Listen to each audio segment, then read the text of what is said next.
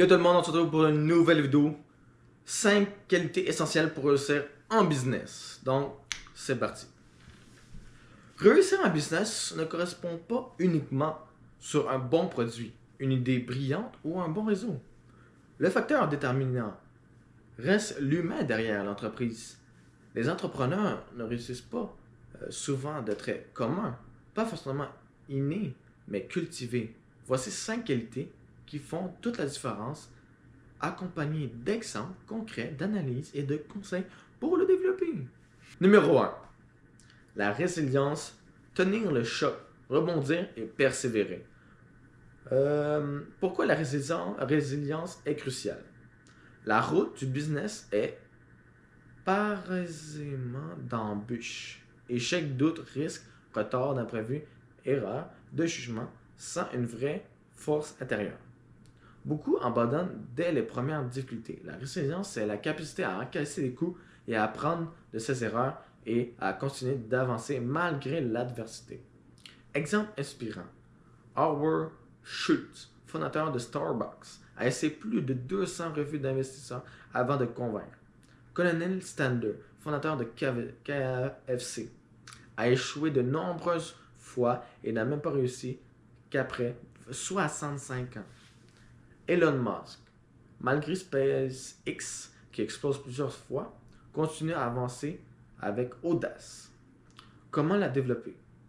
Changer sa vision de l'échec. C'est un tremplin, pas une fin. Tenir un journal de progrès, voir combien on avance malgré les obstacles. Entouré de personnes positives. Elle aide à garder la tête haute, prendre soin de la santé mentale, méditation, sport, thérapie, repos. Il y a une belle citation. La réussite n'est pas l'absence de l'échec, mais la capacité à rebondir à chaque chute. De Nelson Mandela. Numéro 2. L'adaptivité.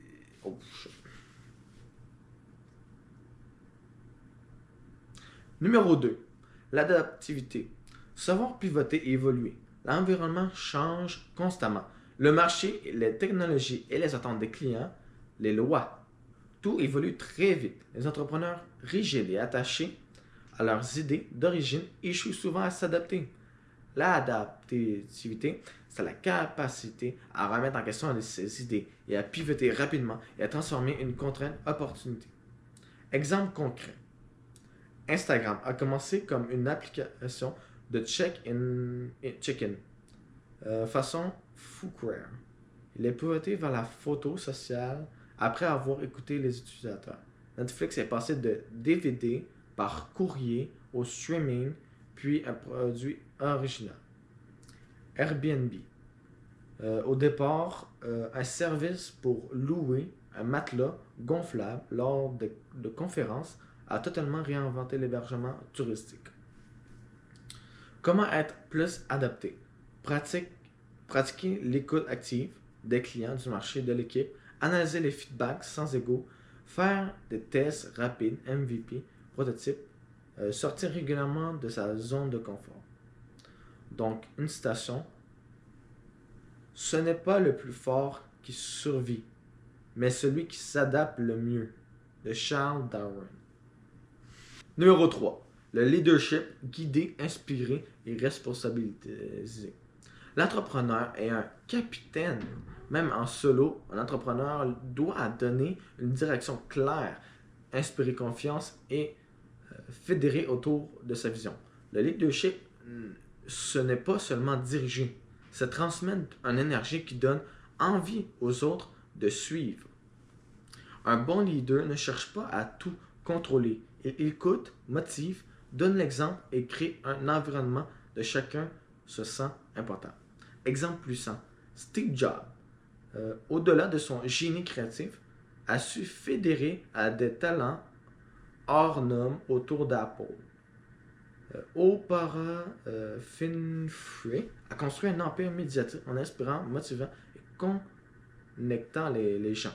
Richard Branson base son management sur la confiance et la liberté des collaborateurs.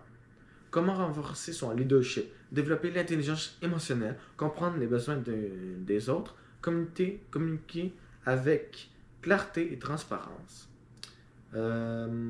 Assumer ses erreurs et rester humble.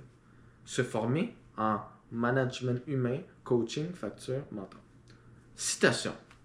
Un bon leader montre le chemin. Un grand leader inspire à le suivre. Numéro 4. La vision stratégique. Voir loin, décider juste. L'importance d'une boussole.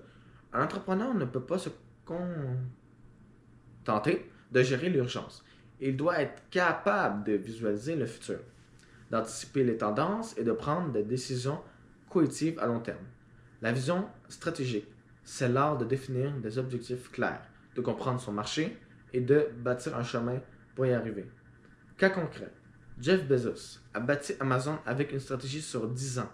Dès le départ, croissance avant profit. Tesla ne vendait pas seulement des voitures électriques, mais une nouvelle vision de l'énergie.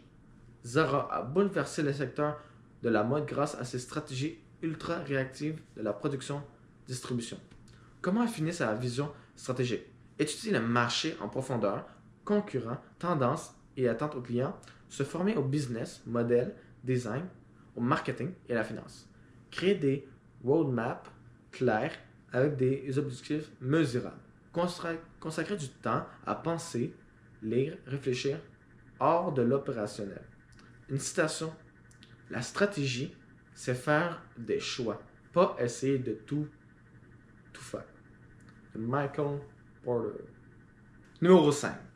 La confiance en soi. Croire en sa valeur, oser avancer. Le moteur silencieux. On sous-estime souvent l'impact de la confiance en soi avec la réussite entrepreneuriale. Pourtant, ce qui se passe, des risques à se vendre, à convaincre et avancer malgré la peur. Un entrepreneur qui doute trop de lui-même, hésite, reporte, s'auto-sabote. Croire à sa capacité à réussir, c'est sur le point de départ en toute action ambitieuse. Le cas réel. Sarah Blackberry, fondatrice de Spanx, entreprise de sous-vêtements, a commencé avec 5 000 $ et zéro réseau. Sa conviction a tout fait. Xavier Niel, malgré à son parcours atypique, a imposé fuit dans un marché fermé simplement parce qu'il croyait à sa vision. Comment renforcer la confiance en soi? Se démontrer ses résultats, passés, aussi petites soient-elles. Changer son dialogue intérieur. Remplacer le je suis nul par je progresse. S'exposer volontairement aux risques progressifs, parler en public, négocier, créer du contenu. S'entourer de soutien et limiter les personnes toxiques. Citation, crois en toi, même si personne ne le fait, c'est déjà un pas vers la réussite. Conclusion, le mindset avant la méthode. Bien sûr, des compétences techniques, un bon business plan et un bon produit sont essentiels. Mais ces qualités humaines et mentales, la réussite est souvent éphémère ou inaccessible. La bonne nouvelle, toutes ces qualités se développent. Il ne s'agit pas de les avoir dès le départ, mais d'y travailler jour après jour en cultivant ton mindset autant que la compétence. Tu construis les fondations d'un business solide, aligné avec qui tu es. Donc, c'était William. On se dit à la prochaine. Ciao.